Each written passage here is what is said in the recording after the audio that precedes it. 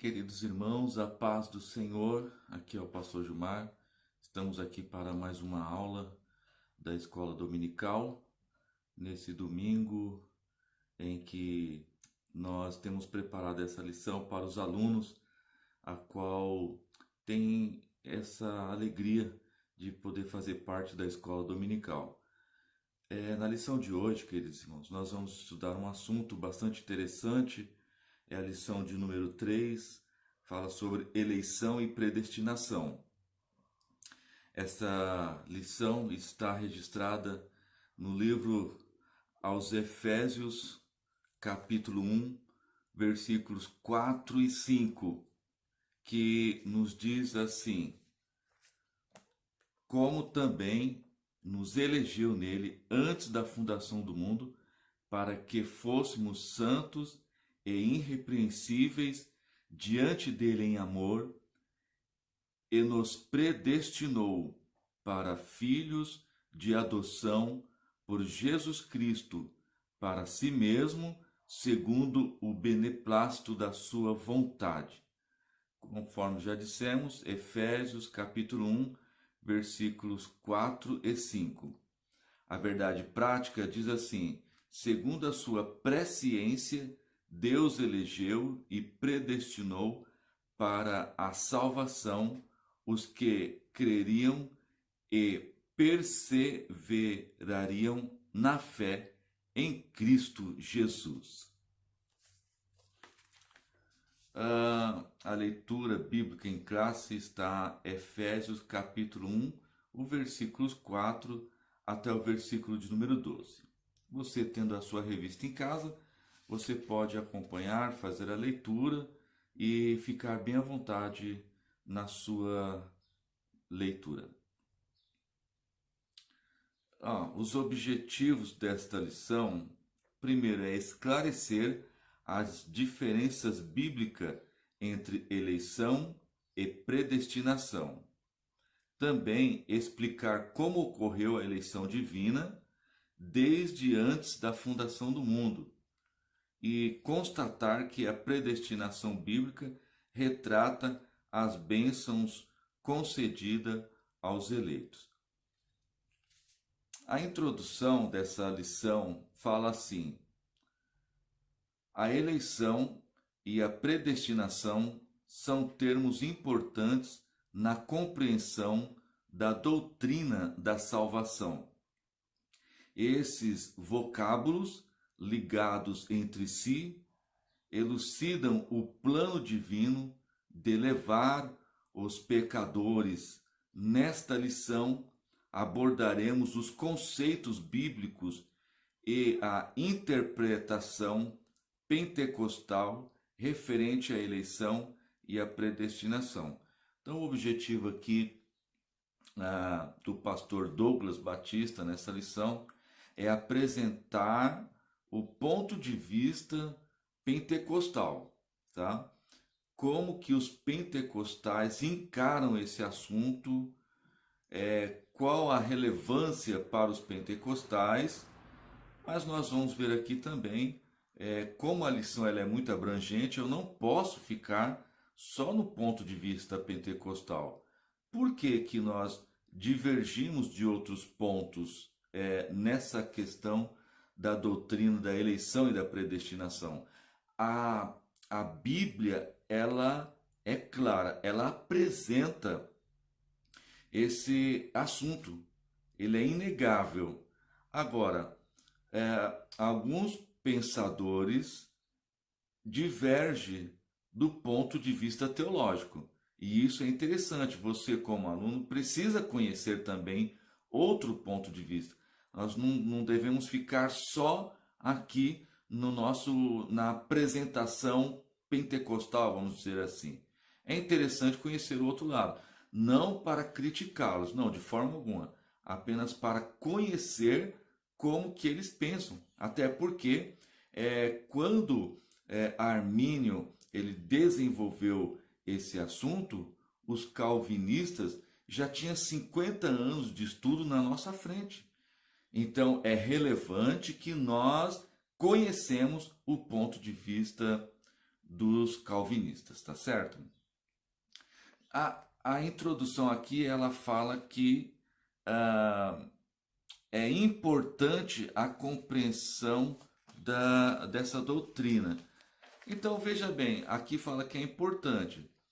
Ela é importante, mas essa doutrina não salva e nem condena. É importante que nós pentecostais tenhamos esse conhecimento. É apenas um conhecimento teológico. Ela serve para nós termos um conhecimento a mais sobre o assunto. Mas a questão doutrinária, ela não salva nem condena. O que salva é a pessoa estar em Cristo Jesus, ser obediente à palavra de Deus, ter aceitado Cristo, como já dissemos anteriormente, ter aceitado o sacrifício vicário de Cristo na cruz do Calvário. Isso sim é que salva, tá bom? Isso aqui é apenas conhecimento teológico. No primeiro tópico dessa lição, fala eleitos para uma vida santa e irrepreensível. A dádiva da eleição precede a nossa existência. Antes da fundação do mundo, Deus planejou salvar e capacitar para uma vida de santidade os que ele elegeu. Então, veja aqui em primeiro lugar, isso é um fato, isso é real. De fato, Deus planejou, estava dentro dos planos de Deus e não tem como questionar isso. O homem não tem como questionar. Partiu de Deus e pronto. O primeiro subtópico fala que a eleição ela é divina e não humana. Eleição traz a ideia de escolha. Aos Efésios, capítulo 1, versículo 4, a palavra diz assim: como também nos elegeu nele antes da fundação do mundo, para que fôssemos santos e irrepreensíveis diante dele em caridade. Então aqui, o apóstolo escrevendo à igreja, ele está realmente nos dizendo que nós fomos eleitos em Cristo. E essa eleição, ela vem desde a fundação, desde o início. Antes de todas as coisas, Deus já tinha eleito, já tinha predestinado.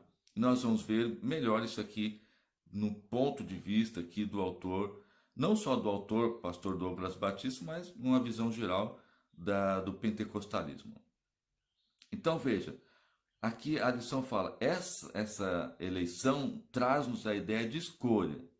Então, é uma escolha e nós vamos ver como que é essa escolha. Paulo menciona 3 aspectos dessa escolha. O primeiro aspecto é em que fomos escolhidos. É uma questão, em que fomos escolhidos? Bom, aí o próprio autor aqui responde, né? Em Jesus, por isso ela é cristocêntrica. Segundo, ele apresenta em que tempo se deu essa escolha. Ele também responde, o tempo é dito como antes da fundação do mundo. Terceiro, qual a finalidade? A finalidade é para que fôssemos santos e irrepreensíveis. Aí ele cita aqui Donald Stamp, né, que é o editor da Bíblia de Estudo Pentecostal, quando diz assim, afirma que a eleição de pessoas ocorreu somente em união com Jesus Cristo e que ninguém é eleito sem estar unido a Cristo pela fé. Nossa declaração de fé, a declaração de fé das Assembleias de Deus, fala que Deus elegeu a igreja desde a eternidade, antes da fundação do mundo, segundo a sua presciência. Ele se baseia aqui em 1 Pedro, capítulo de número 1, versículo 2, que diz assim, eleitos segundo a presciência de Deus Pai, em santificação do Espírito para obediência e aspersão do sangue de Jesus Cristo, graça e paz seja multiplicado. Então, ele está fazendo uma afirmativa que o texto de Efésios capítulo 1, versículos 3 e 4, está fazendo uma afirmação aqui em 1 de Pedro, capítulo 1, versículo 2, que ele diz que eleitos segundo a presciência de Deus. E dentro desse primeiro ponto aqui, nós temos aqui, quando o pastor Douglas fala a ideia de escolha.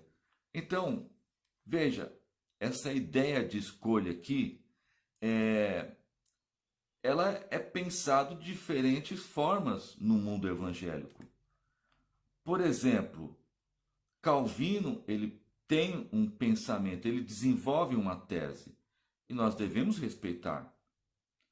Armínio, da mesma forma, ele desenvolveu a sua tese acerca dessa escolha. Nós também, por sermos pentecostais, devemos respeitá-la, já que aderimos a essa ideia de Armínio. Mas também existe a escolha do ponto de vista de John Wesley, né? Onde a Assembleia de Deus ela pega parte da ideia de Jacó Armínio e pega parte da ideia de John Wesley. A verdade é que ninguém pode negar a doutrina da eleição. Isso é um fato. Tá? E veja que, conforme eu já tinha dito aqui nesse livro de Shedd, Russell Philip Shedd, ele é muito simples nas suas palavras quando ele apresenta esse assunto aqui de uma forma muito simples, muito objetiva também. Ele fala aqui, ó, que Cristo nos elegeu nele antes da fundação do mundo. Não entendo bem o que significa a escolha de Deus, mas sei que a Bíblia fala, possivelmente em termos figurados, que Deus tem um livro, o livro da vida, onde ele escreve o nome dos que já foram salvos, estão sendo salvos e serão salvos. Naquela formação dele, como ele faz essa escolha. Veja que ele completa ainda assim, ó, mas quero dizer isso, que se ele não tivesse escolhido antes da fundação do mundo, é certo que eu não estaria aqui, nem seria filho dele. Ele nos elegeu para os seus propósitos. Então veja que Russell Philip Shedd, ele é muito simples na sua... Ele chega ao ponto de dizer que ele não tem o total compreensão. De fato, ele é um dos grandes teólogos. Todavia, ele na sua simplicidade, ele faz questão de frisar que a palavra de Deus nos diz que Deus tem um livro. E nesse livro está escrito o nome dos salvos que nasceram, dos salvos que já morreram e dos salvos que vão nascer ainda. Veja que simplicidade Shedd apresenta essa escolha, né? Enquanto muitos outros por aí fazem tantos argumentos, mas não chega a muitas conclusões, tá certo?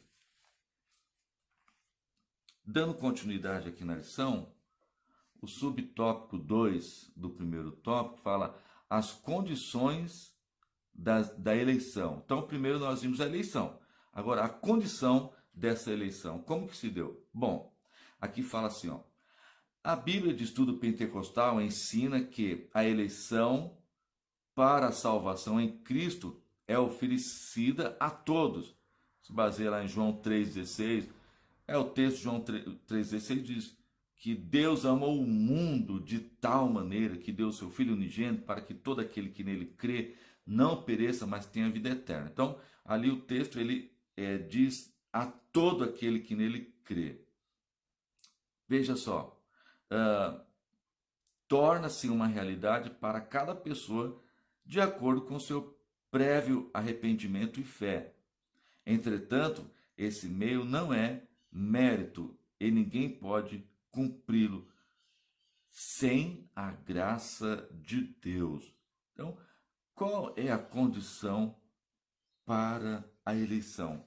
E é interessante, de fato, qual é essa condição para sermos eleitos? Bom, primeiro, aqui a lição fala que é para todos, baseando em João 3,16. Possa ser que alguns interpretem que esse todo são todos aqueles que crê. Porque a palavra de Deus fala que todo aquele que crê será salvo.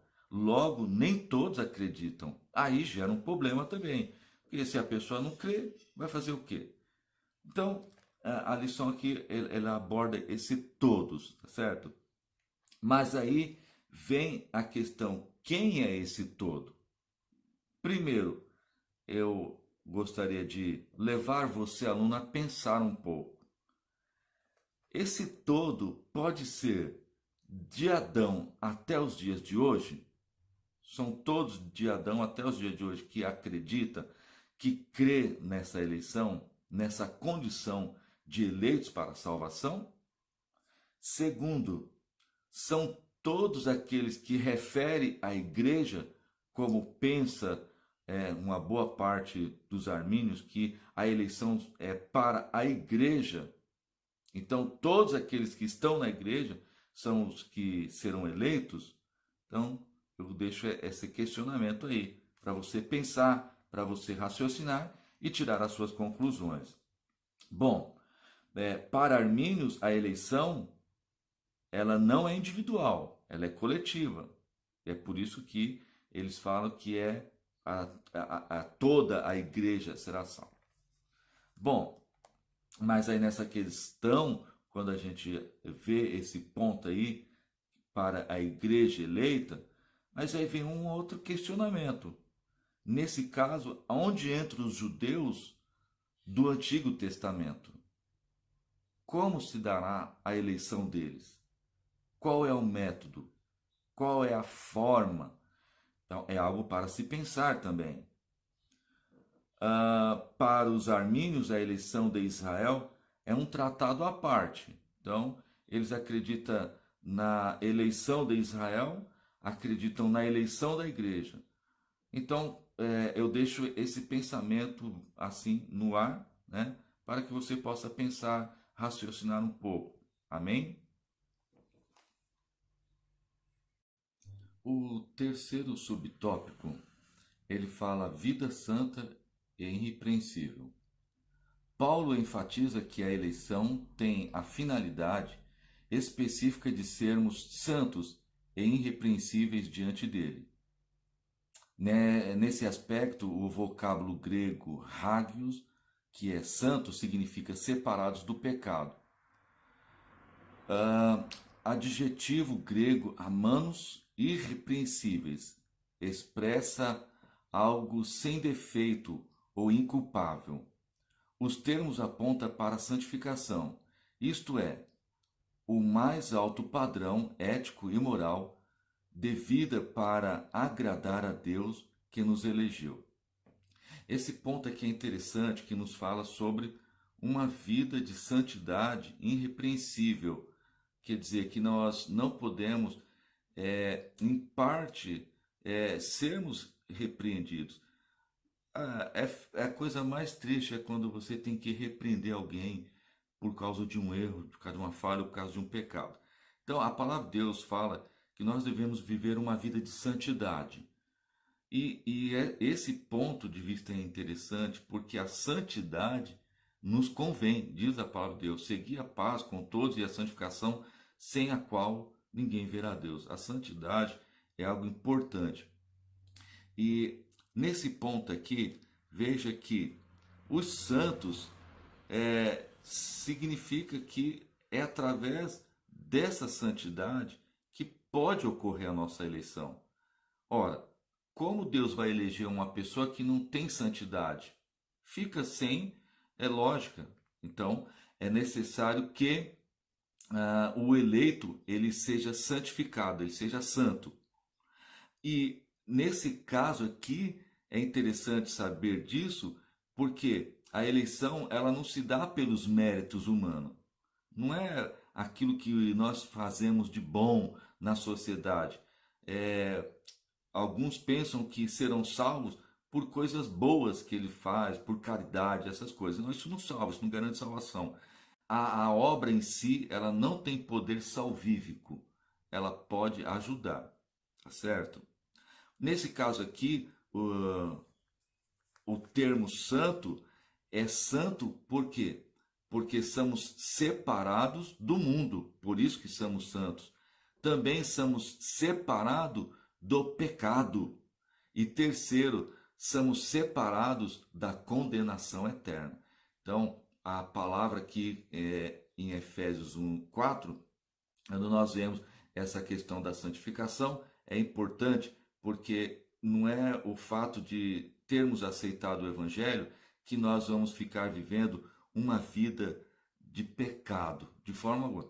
Inclusive, esse ponto aqui, ele traz alguns questionamentos no mundo aonde nós vemos as divergências de pensamento.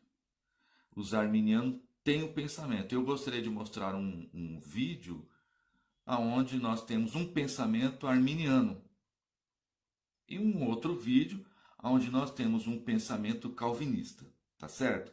Então eu gostaria que você prestasse bastante atenção para esses dois vídeos.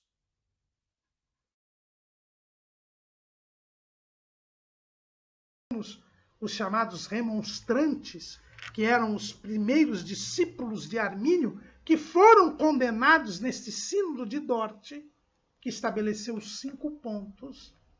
Eles ficaram em cima do muro com relação à perda da salvação.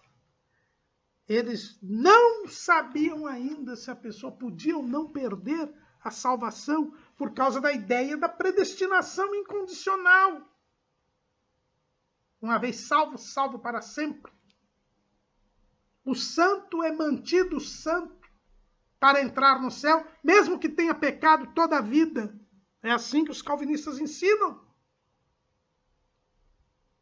Mas a declaração de fé das Assembleias de Deus, ela é bem clara quanto à perda da salvação. Discrepando do arminianismo, portanto, aqui. No item 6 do capítulo 10, na página 114, diz a nossa declaração de fé: rejeitamos a afirmação segundo a qual, uma vez salvo, salvo para sempre. Pois entendemos à luz das Sagradas Escrituras que depois de experimentar o milagre do novo nascimento, o crente tem a responsabilidade de zelar pela manutenção da salvação. Ele fez isso antes da fundação do mundo, já me abençoou com esse tipo de coisa e a bênção dele não volta atrás. Uma vez salvo, salvo para sempre, eu vou viver de qualquer maneira na baderna, na bandalha e minha salvação está garantida. Errado, porque Deus escolheu para ser santo. Se não tem santidade, não teve escolha. Como é que você sabe que você é escolhido? Você sabe que é escolhido porque quando o propósito da escolha se cumpre na sua vida. Nós somos escolhidos para sermos santos e sem defeito diante de Deus. Não quer dizer perfeito, no sentido absoluto, mas significa que os escolhidos de Deus, eles aqui nesse mundo, reconhecidos da graça de Deus, eles odeiam o pecado, detestam o pecado, eles querem ser como Deus, eles querem agradar esse Deus maravilhoso, e eles estão engajados num esforço constante para viver uma vida reta e santa diante de Deus, que consiste em dizer não para o pecado, abandonar o pecado e dizer sim para as coisas de Deus e viver uma vida santa e reta. Então, longe de ser uma doutrina que desestimula a santidade, a doutrina da eleição, da escolha. Bom, agora que você já viu os dois pontos de vista, né, arminiano e calvinista, eu acharia interessante você tirar a sua conclusão acerca da eleição e da predestinação. Conforme já dissemos, o texto é bíblico, não tem como negar a eleição, mas é importante você ter uma definição, você criar uma tese em cima do que cada um apresentou, tá certo? Eu gostaria de deixar isso para que você pudesse, com calma, pensar, baseando em outros textos, como Romanos 8 e 29, o texto de 1 Pedro que foi lido, tá certo? Então você possa fazer as suas conclusões, tá bom? Bom, continuando aqui na lição, nós vamos para o quarto item do primeiro tópico, que fala sobre a nova vida dos eleitos. O tema é apresentado com exortações contra a velha conduta, tais como mentira, furto, palavras torpes, amargura, ira e cólera. E ainda severas advertências contra a fornicação, impureza, avareza, embriaguez. A finalidade é apresentar a Deus uma igreja gloriosa, sem mácula, nem ruga, mas santa e irrepreensível. Não obstante, somente o Espírito Santo capacita o crente para esse novo estilo de vida. Então veja aqui que essa nova vida dos eleitos, de fato, quando nós aceitamos o Evangelho, tudo muda em nós. A palavra de Deus fala que nós passamos a viver em novidade de vida. Aquilo que praticávamos não vamos praticar mais. Então é interessante que você que é um cristão, você que aceitou o Evangelho, que arrependeu dos seus pecados, você possa permanecer nessa condição do santo, de uma pessoa que de fato é eleita em Cristo Jesus, não praticando os pecados. Por estarmos aqui nesse mundo, a palavra de Deus fala que caso você venha a pecar, há um advogado que está pronto para te perdoar, para te ajudar. É bom que você faça todo o esforço para evitar o pecado. Mas tendo algum deslize na fé, peça perdão, peça ajuda e o Senhor Jesus vai te ajudar. Agora, não viva uma vida no pecado, de forma alguma. Não é justo que uma pessoa esteja na igreja, mas fica pecando na prostituição, no adultério, na mentira, no engano, no roubo, seja lá qual for um desses pecados aí. Não é bom, tá certo? Agora, o tópico 2 fala predestinados para filhos de adoção. Nós vimos na primeiro tópico a eleição. Agora vamos ver a predestinação. Inclusive, nos 2 vídeos anteriores, vai falar um pouco da predestinação, tá certo? Mas aqui na lição, nós vamos ver esse ponto, que é predestinar. Eleger com antecedência, tá certo? Então vamos lá. O termo grego proaios, traduzido como predestinar, é formado pelo vocábulo orizo, que significa determinar, pela preposição pró, que indica algo feito antes. Ou seja, predestinar significa literalmente determinar antes. Aqui a Bíblia de Estudo Pentecostal esclarece que a predestinação se aplica aos propósitos de Deus inclusos na eleição, que a eleição é a escolha feita por Deus em Cristo de um povo para si mesmo. Dentro desse conteúdo da predestinação, vai nos falar quem é predestinado para ser salvo. É um ponto bastante complexo entre o mundo cristão, mas é de grande importância que tenhamos o conhecimento acerca da escolha. Bom, dentro dessa questão da escolha, imagina você que um homem tenha que fazer uma escolha, e os arminianos, eles falam muito a questão do livre-arbítrio. Eu não discordo completamente disso, eu concordo no livre-arbítrio, mas até que ponto o livre-arbítrio ele tem fundamento? Deve-se pensar isso, até que ponto. E eu faço aqui uma analogia entre uma pessoa que tenha que escolher entre Deus e o diabo. E essa pessoa precisa fazer uso do livre-arbítrio para escolher Deus ou o diabo.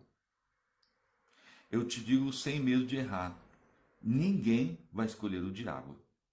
Por mais ignorante que a pessoa ela jamais vai escolher o diabo, porque sabe que o diabo é ruim. O diabo não tem nada de bom. Ele é perverso, ele é mentiroso. Para Deus fala que ele é o pai da mentira. Então a pessoa vai fazer uso do livre-arbítrio para escolher Deus. Tá certo? Agora veja que a lição fala do livre-arbítrio, contempla tudo no mundo físico. Dentro de uma condição física, o livre-arbítrio é válido. Você escolher entre comprar ou não um carro. Você fazer uso do livre-arbítrio para comprar ou não uma casa.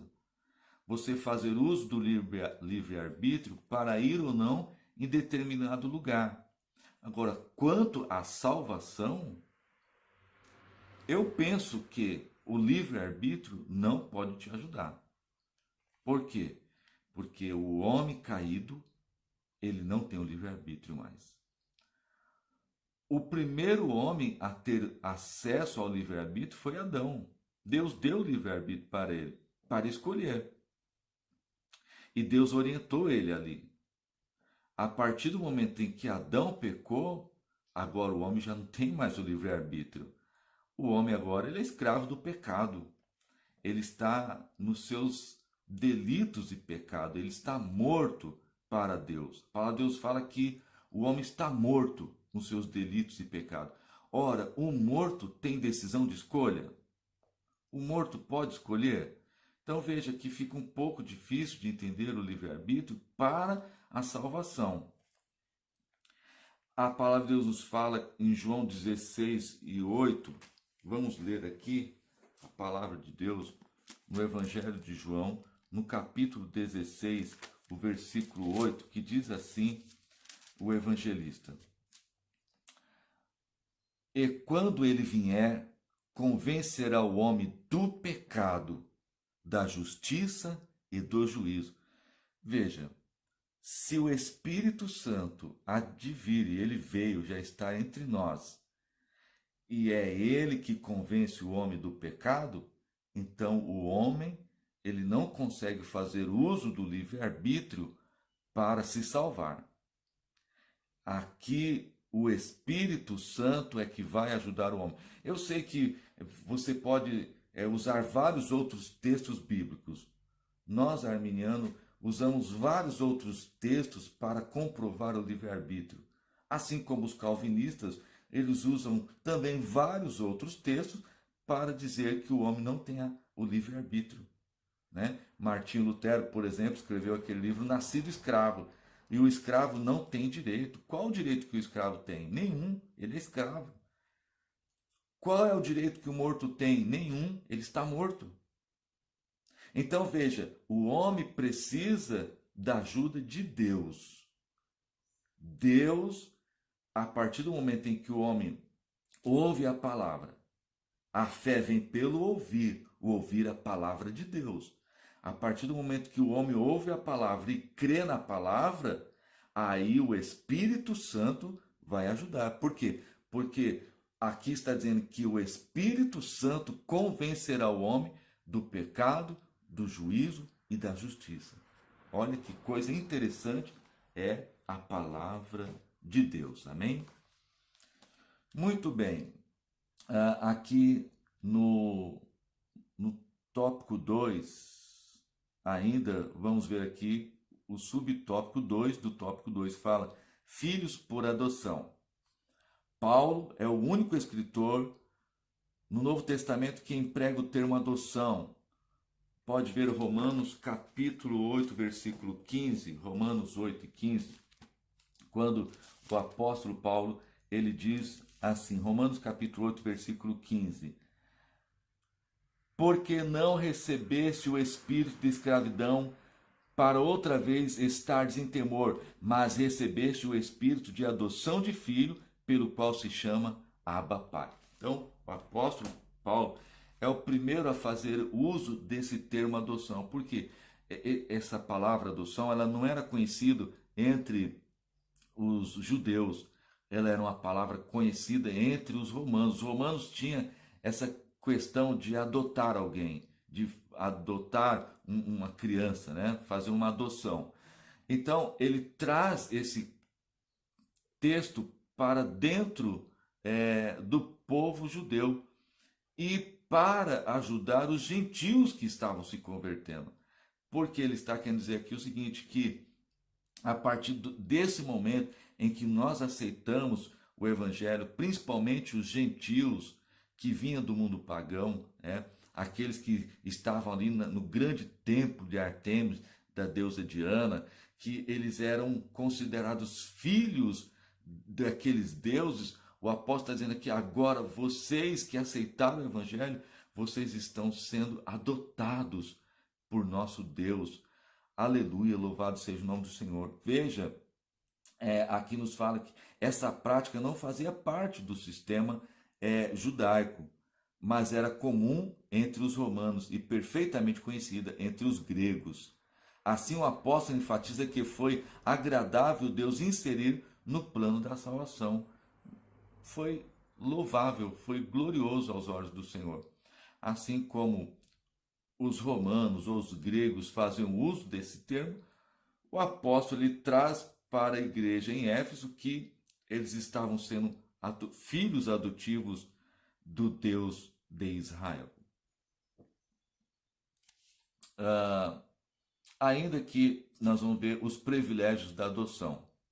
Quais são os privilégios da adoção? Deus criou o homem, Deus criou o ser humano, na verdade, para estar em comunhão com ele, mas o pecado rompeu com essa dádiva. Entretanto, em Cristo, o Pai reconciliou-se com os homens, adotando-os, os escolhidos. Então, nesse sentido, o apóstolo Paulo ele usa uma analogia, que é a adoção, na sociedade romana, em que o filho adotado receberia direitos e nomes aos bens que o adotava. Igualmente, na filiação divina, Deus predestinou as bênçãos de um novo nome e de uma nova imagem, a imagem de Cristo, os eleitos. Então, Deus concede a redenção, a remissão de pecados, estabelece comunhão com o pecador, dando-lhe o direito de chamar Abba Pai. Então, esses privilégios da adoção é interessante. Quando um casal ele adota um filho, esse filho adotivo ele tem o mesmo direito que o filho que é biológico daquele pai e daquela mãe. Não é o fato de ter sido adotado que ele não terá direito aos bens, à herança dos pais. Ele terá direito sim, porque ele foi adotado. Agora ele tem direito àquela herança. Aqui está dizendo isso para nós. Nós que outrora éramos pagãos, éramos gentílicos, agora que nós aceitamos o Evangelho, nos tornamos adotivos através da remissão de Cristo no Calvário, nós temos os mesmos direitos que os judeus. Nós temos direito à remissão dos nossos pecados, nós temos direito à comunhão com Deus, com o Pai, nós temos essa facilidade de conversar com o nosso Senhor e Salvador Jesus Cristo, quando nos curvamos a Ele em oração, em santificação, podemos clamar também Abba Pai. Gálatas capítulo 4, o versículo de número 6, a palavra do Senhor nos diz assim, Gálatas capítulo 4, versículo de número 6. E porque sois filho, Deus enviou aos nossos corações o Espírito de seu Filho, que clama Abba Pai. Olha que interessante, né? Deus enviou aos nossos corações o Espírito. Então, como dissemos lá no começo do Evangelho, a palavra de Deus, que o Espírito Santo nos convence. E quando ele nos convence, ele nos dá esse direito de poder dizer Abba Pai, louvado seja Deus. Partindo para o final aqui da lição, que é o tópico 3, fala a sublimidade do propósito divino da predestinação. Primeiro, predestinação e salvação. O soberano Deus não predestinou incondicionalmente. Aqui é o ponto de vista arminiano, né? Eles creem na condição, na predestinação incondicional. E falam assim que a pessoa alguma a condenação eterna, mas deseja que todos se arrependam e convertam dos seus maus caminhos. Nas 6 vezes que a palavra aparece no Novo Testamento, nenhuma delas traz referência à condenação de pecadores. Portanto, não houve uma dupla predestinação em Deus, que Deus decretou e escolheu que uns vão para o céu e outros para o inferno. Nossa declaração de fé assevera que a predestinação bíblica diz respeito apenas à salvação. Dentro desse ponto aqui, a predestinação e a salvação, esse ponto aqui, ele é interessante quando nós olhamos para essa predestinação incondicional. Há uma visão que é a visão agostiniana, Agostinho de Hipona. Ele diz que alguns já estão predestinados à salvação. Veja bem, nós não podemos ver a salvação da forma que é daquela brincadeira que a gente pega aquela florzinha e fica falando bem me quer, mal me quer, bem me quer, mal me quer. A salvação não deve ser encarada dessa forma. Mas eu tenho mais um vídeo aqui que é do Mário Persona, é um blogueiro de grande acesso aí nas mídias sociais. Eu gostaria que você visse agora esse vídeo, quando ele apresenta esse ponto de vista aqui, né, sobre essa questão da escolha, né, para sermos predestinados, para sermos salvos. Porque nós ficamos criticando, e eu não acho justo criticar os calvinistas, a forma que eles pensam. A gente acha que dentro do pensamento deles, Deus já escolheu quem é salvo e quem é perdido. A palavra de Deus, ela nos dá rumos de quem é salvo e de quem é escolhido. A palavra de Deus já nos explica isso. E não faz nenhum valor eu ficar criticando o pensamento de outro. Eu não posso dizer que eu sou arminiano, não posso dizer que eu sou calvinista. Não. Mas eu quero dizer que a Bíblia ela já tem as respostas para tudo. Então vamos ver o que Mário Persona nos diz acerca deste ponto. Você perguntou se eleição, predestinação e presciência seriam ideias bíblicas. Certamente. E as duas primeiras palavras aparecem logo no primeiro capítulo da carta aos Efésios e são explicadas em detalhes na Epístola aos Romanos. Mas é bom lembrar que isto nada tem a ver com presciência ou a capacidade de Deus conhecer o futuro. É errado raciocinar que, por Deus enxergar o futuro, ele teria visto quem viria a crer e ser salvo, e por isso teria eleito ou predestinado essas pessoas para a salvação. Esta ideia coloca o homem na direção e Deus como mero secretário do homem. Efésios 1, de 3 a 5 diz: Bendito Deus e Pai de nosso Senhor Jesus Cristo, o qual nos abençoou com todas as bênçãos espirituais nos lugares celestiais em Cristo, como também nos elegeu nele antes da fundação do mundo, para que fôssemos santos e irrepreensíveis diante dele em amor, e nos predestinou para filhos de adoção por Jesus Cristo, para si mesmo, segundo o beneplácito de sua vontade. Então, nesse caso, veja que Mário Persona, ele apresenta esse ponto que nós estamos vendo aqui sobre predestinação e salvação. Eu creio que fica bem claro que a predestinação ela vai ocorrer a partir do momento em que você aceita o Senhor Jesus Cristo. A partir do momento que você aceita o Evangelho e permanece nele, você é predestinado para a salvação, tá certo? Partindo para o final da lição aqui, fala predestinação e amor. Diz assim, antes de Deus criar qualquer coisa, o seu plano de redimir a humanidade e de definir o destino dos crentes estava estabelecido. Por conseguinte, a Bíblia mostra que a redenção divina não foi uma medida de emergência. Ao contrário, era plano imutável do amor de Deus desde sempre. Aqui consiste a sublimidade dos propósitos eternos em prover a salvação ao amor de Deus. Mais uma vez, baseando em João 3,16, fala porque Deus amou o mundo de tal maneira que deu seu Filho. Ali está baseado no amor de Deus. De fato, Deus amou o mundo e por ele ter amado o mundo, ele salva e predestina os salvos. Agora veja só, aqui nós vamos ver na lição que fala que a salvação ela não foi uma medida de emergência, não. A salvação foi uma questão de necessidade.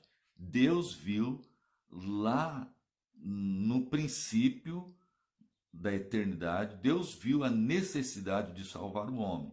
O homem agora estava em perigo, o homem que Deus criou, Deus então ele vem para salvar o homem.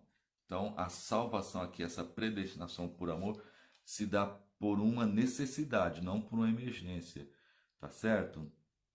E eu concluo aqui a lição, na conclusão, falando que Cristo morreu por todos. Na verdade, né, aqui o autor, ele apresenta a conclusão de uma forma assim que eu fiquei um pouco meio que sem um entendimento, porque ele fala, ó, Cristo morreu por todos e por cada um dos pecadores, desde a eternidade. Ora, aí, se Cristo morreu por todos, então nós temos aqui uma salvação coletiva, certo? Mas ele também diz que Cristo morreu por cada um. Se Cristo morreu por cada um, nós temos aqui uma salvação individual. Então eu fico sem entender. Por quê? A salvação é para todos ou é por cada um? Ela é coletiva ou é individual? A minha conclusão que faço sobre os arminianos, é que eles não têm uma posição clara do que eles defendem. Ora são arminianos, ora são arminiano wesleyano, ora são calvinismo. Veja bem que é mais fácil, ou é mais ou menos entender essa lição, de acordo com esse vídeo aqui, Deus e o Barbeiro. Veja só.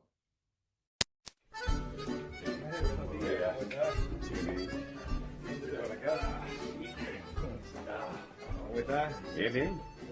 ¿El cortecito de siempre? Sí, el de siempre. Muy bien. Uno así como el tuyo. Excelente. La familia, el Todo el trabajo. mundo bien, gracias a Dios. Muy bien. Muy bien.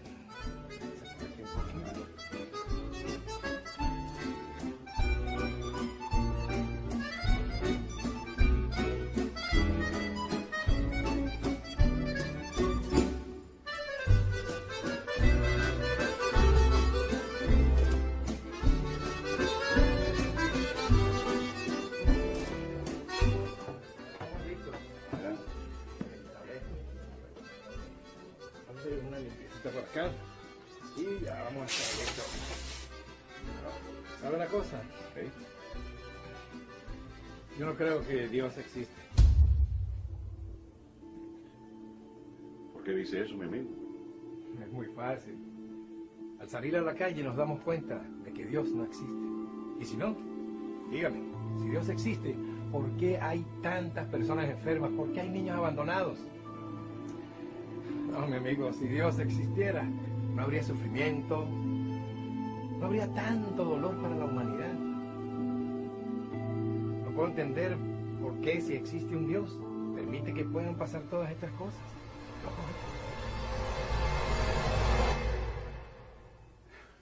Bueno, Que tenga buen día. hasta la próxima.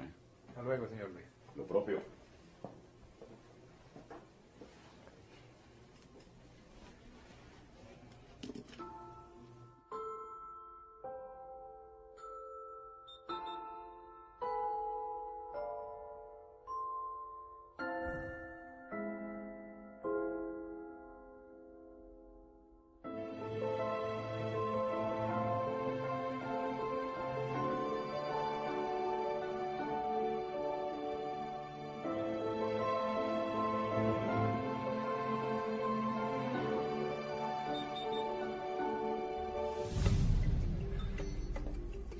¿Sabe una cosa?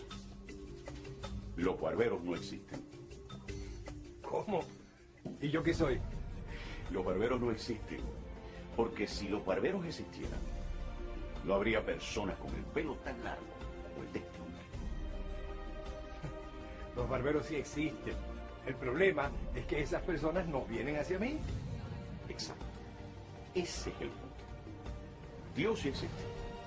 Lo que pasa es que las personas no van a Él. Por eso, mi amigo, hay tanta miseria y dolor en el mundo.